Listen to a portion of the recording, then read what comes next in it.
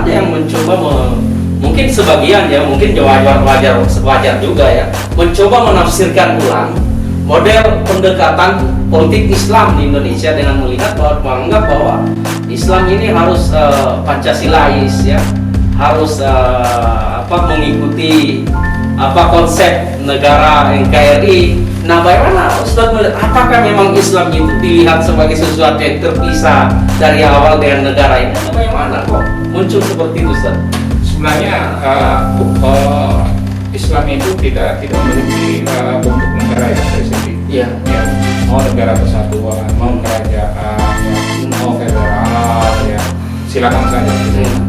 Ya, kalau ulama-ulama itu yang disebut negara Islam itu, kalau dia sudah mengarah kepada tahqiq maqasidus syariah, dia merealisasikan tujuan syariah. Tujuan syariah itu adalah tujuan yang sifatnya universal, menjaga harta, menjaga kehormatan, menjaga nyawa, menjaga keyakinan. Saya kira itu universal sifatnya, di mana-mana kita menghormati kepemilikan, menghormati keyakinan orang, menghormati garis keturunan orang, seterusnya. Itulah selama hal itu diwujudkan dalam sebuah entitas politik, itulah negara Islam.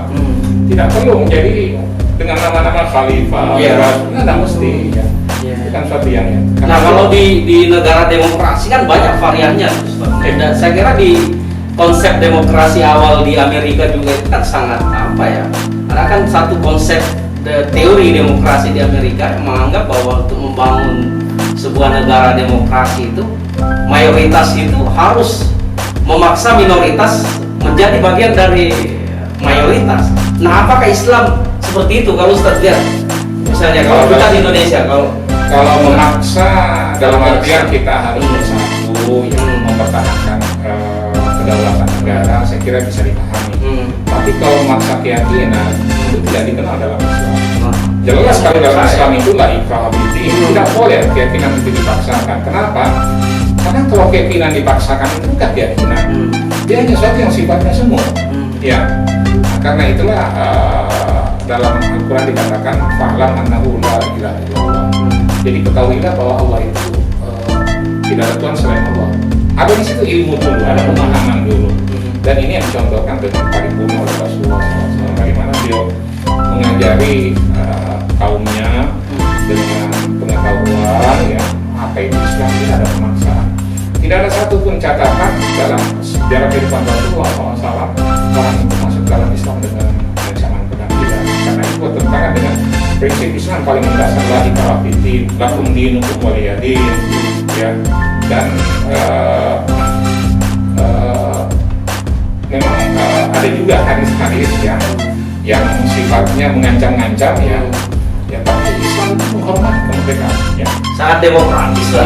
Iya. Kalau ditinjau dari konsep negara-negara demokrasi, beberapa teori politik yang bahas tentang demokrasi, Islam ini sesungguhnya sangat demokratis, Ustaz. Kalau saya simak dari penjelasannya Ustaz tadi itu, secara normatif kan Al-Quran sudah menjelaskan secara gamblang.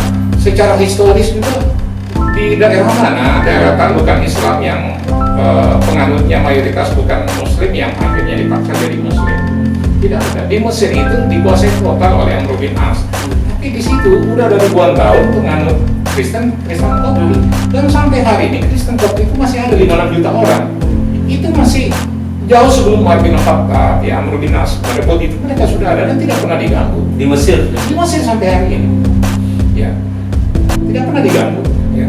Kita juga di Indonesia, kapan ada cerita di mana kita mengancam-ngancam yang biasanya menyebut dirinya atau disebut sebagai minoritas, nggak pernah ada kisah seperti itu. Malah kalau kita melihat statistik pertumbuhan tempat ibadah, ya mohon maaf kalau saya sebut non muslim lebih cepat daripada muslimnya gitu. Itu punya karakter. Ya. Kemudian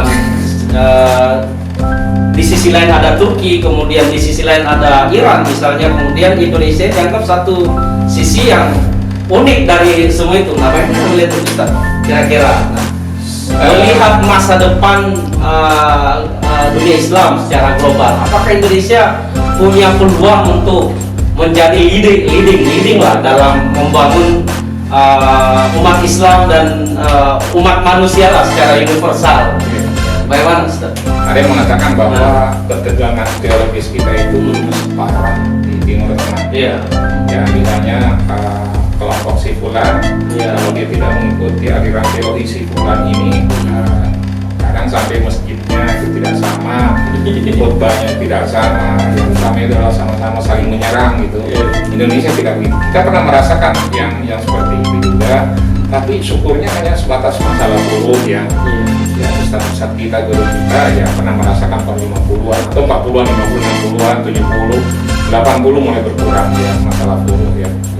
Sehingga itu biasa dianggap sebagai moral bagi kita untuk menawarkan Islam yang lebih ramah ya, Islam yang lebih bisa menyapa dunia gitu.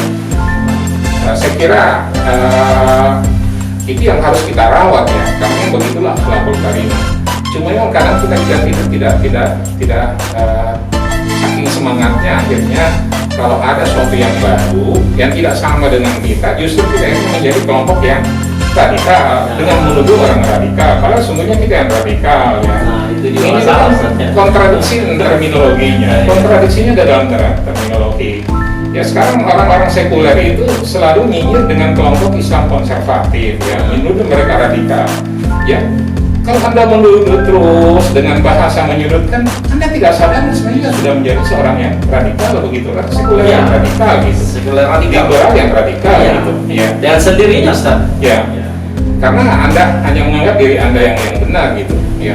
Kalau saya biarin saja mereka, selama mereka tidak melakukan sesuatu yang sifatnya melanggar aturan positif yang kita sepakati, tidak ada masalah. Itu menurut saya, Ustaz. Katakanlah misalnya konsep khilafah, apa bedanya kalau konsep sosialisme yang diajarkan di kampus-kampus? Nah, betul. Konsep Ustaz. kapitalisme yang diajarkan di kampus-kampus. Kalau kami di ilmu politik, wah teori-teori Karl Marx itu sehari-hari itu. Iya, tidak ada masalah. Iya, tidak ada masalah. Karena kan apa ya, grand teori dan middle teori politik itu pasti ke sosiologi, Ya. sosiologi, antropologi, Ah. dan ya di sana ada Marx, teori apa sosialisme, bagaimana Karl Marx, das kapitalnya Karl Marx dan turunan-turunannya variannya ya, Hegel ya, kemudian Nietzsche-nya. ya mau ya semua ya, apalagi masa Frankfurt lagi populer di kalangan anak politik. Iya.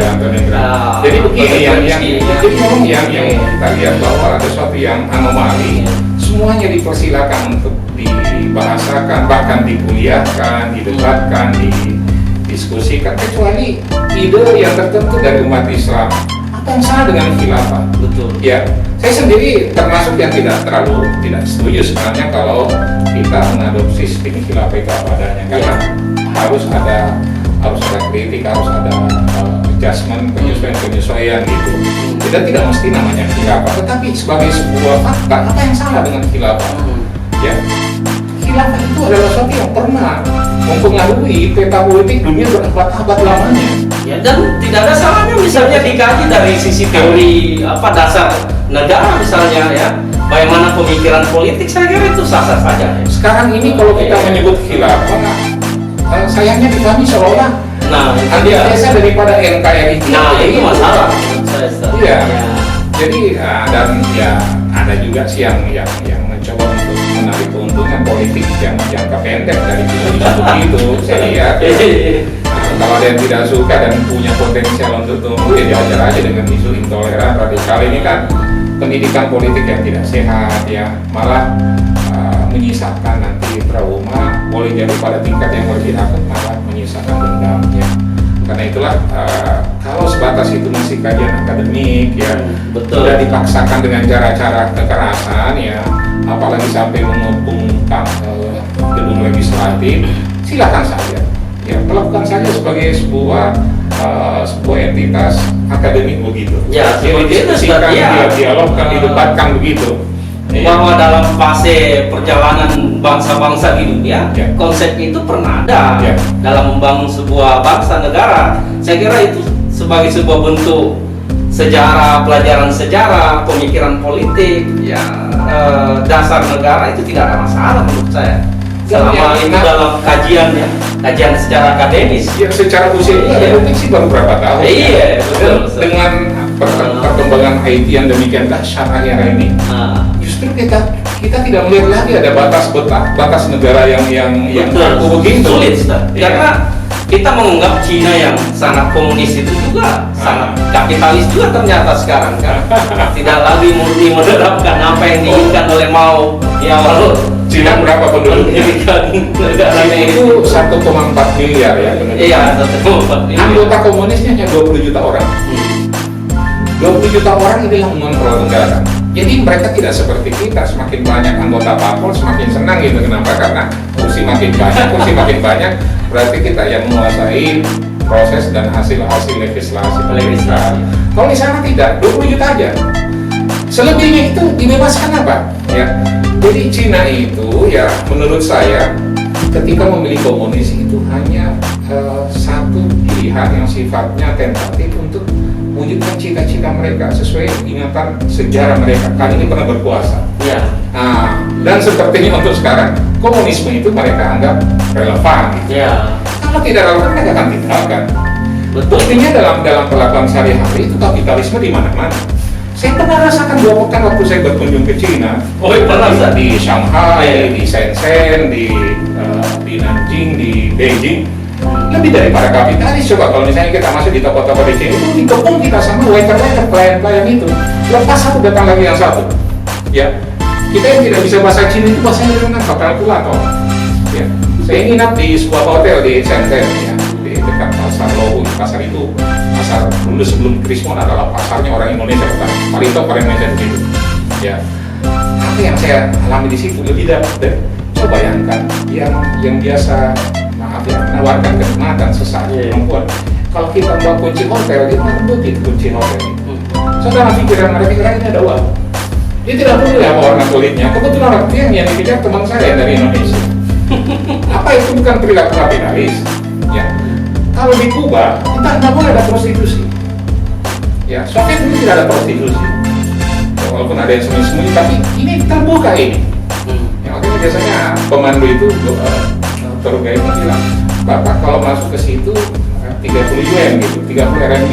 Tapi kalau pulang bayarnya 300 RMB. Jadi masuknya itu alasannya cuma salon, pangkas rambut, keluarnya plus-plusnya sudah dinikmati. Jadi masuk 30 yuan, keluarnya 300 yuan. Maksud saya juga Seraris banget. dari sisi prinsip kan sosialisme apa yang disebut dengan dialektika berpikirnya dialektika historinya Hegel dan Marx itu kan apa ya, itu kan sudah jauh itu bahwa tidak ada lagi kelas sosial ya, di mana bourgeois dan proletar itu tidak ada lagi, justru banyak bourgeois di sana kan. Antara bourgeoisme dan proletar sangat jauh kan. Iya, kalau kita sudah jauh lagi. Anggota Politbiro itu bourgeois. Oh, sudah sangat bourgeois. Makanya dia hasilnya 20 orang, 20 juta orang. Orang seperti Xi Jinping itu karirnya dimulai dari sekretaris RT komunis. Setelah mengabdi kurang lebih 30-40 tahun di kampung, baru dia ditarik ke Beijing. Di Beijing tidak langsung masuk Politbiro. Jadi memang sangat-sangat selektif dan kita melihat bahwa di mana-mana ketika ada satu kelompok yang elitis, membatasi, tidak terbuka, tapi menguasai sesuatu yang begitu besar, berarti dia menikmati kemewahan. Sama Politbiro Soviet dulu, kehidupannya itu luar biasa ini. Meskipun ya ada juga sih pandangan mengatakan bahwa sistem merit mereka itu sangat kuat, tapi dari ranting sampai ke pusat itu ya. Mungkin itu salah satu jawaban kenapa mereka masih mendapat kepercayaan karena merit sistem itu ya. Tapi tetap dia merupakan sebuah sistem yang kalau tidak dikontrol dengan ketat dan Spartan, dia akan menawarkan sesuatu yang akan dibuat oleh publik. Kenapa? Karena mereka menguasai begitu banyak. Coba bayangkan 20 juta manusia ini mengatur sedemikian rupa bahwa seluruh dataran Cina adalah milik partai gitu, milik negara. Ini akhir-akhir dari diskusi kita nih, Ustaz. Kita masuk di closing statement. Nah, bagaimana Ustaz melihat secara global, kira-kira apa kesimpulan yang bisa ditarik dari kondisi negara-negara Islam dan perpolitikan umat Islam di dunia saat ini? Secara umum memang sekarang mereka lagi mencari identitas atau bentuk politik Islam yang sifatnya relevan dengan kondisi masyarakat yang ada sekarang. Ya, akhirnya kita bisa menemukan model seperti Jordan itu beda dengan Irak yang boleh dikatakan hancur lebur ya. Ya, Jordan beda dengan Mesir, Mesir beda dengan Libya beda dengan Sudan. Tapi ada satu yang buat mereka yang bisa kita jadikan sebagai benang merah itu bahwa Islam itu sangat dominan. Ya, boleh dikatakan kalau Islam tidak berhadapan dengan kapitalis di situ, tidak berhadapan dengan sosialis, Islam yang kompromi dengan kapitalis atau sosialis. Nah, ini pernah dicoba oleh sosok seperti Gaddafi, ternyata tidak sepenuhnya belum dipahami oleh masyarakatnya. Ya. Dan ada juga pihak-pihak yang merasa terancam dengan gaya Gaddafi itu. Tapi mereka dalam proses penemuan identitas, saya kira akan terjadi kompromi-kompromi. Tapi faktor Islam itu adalah sangat determinan di situ, sangat-sangat menentukan. Ya, sampai sekarang semua yang dijual itu selalu mengarah kepada publik Islam. Betul ya. Bidan sendiri ketika kampanye mengutip ayat-ayat Al-Quran ya. Jualannya itu Islam. Iya. Nah, saya kira itu bentuk kompromi juga. Saya baca tulisan teman saya dan di New York itu ya dia jualan. Salah satu itu ya faktor kemenangannya karena hampir semua umat Islam itu mendukung Joe Biden. Iya. Lalu mereka merasakan mungkin tidak ditekan ya secara fisik ya, tapi disudut-sudutkan melalui pidato, dicurigai oleh Trump ya selama ini ya, Donald Trump itu. Jadi identitas Islam itu selalu menjadi faktor utama di Timur Tengah. Yang lainnya itu hanya mau kompromi atau tidak. Nah, ya, pada umumnya mereka mau kompromi sekarang ini. Ya. Tapi karena berproses ya dulu katakanlah di Mesir sosialisme lebih dominan, di Tunisia itu kapitalisme dominan, demikian pula di Maroko, di Libya sosialisme dominan. Sekarang sudah ada upaya konvergensi begitu, ya, ada upaya untuk saling bertemu. Nah, saya kira terima kasih Ustaz atas kunjungannya hari ini di channel slebesupdate.com. Guys semua pemirsa slebesupdate.com, kita akan kembali berjumpa ya. Kita akan kembali mendiskusikan banyak hal di episode-episode berikutnya dengan narasumber dan tamu yang beragam, dan tidak menutup kemungkinan juga tamunya berulang ya. Seperti Ustadz hari ini tidak menutup kemungkinan kita undang kembali ya hadir di studio kita. Terima kasih. Ya, dengan bobotnya lebih kurus. Dan insya Allah di era dimana pandemi COVID tidak ada, insya Allah. Amin. Ya, terima kasih Ustaz atas kunjungannya dan pemirsa atas perhatiannya. Assalamualaikum warahmatullahi wabarakatuh. Waalaikumsalam.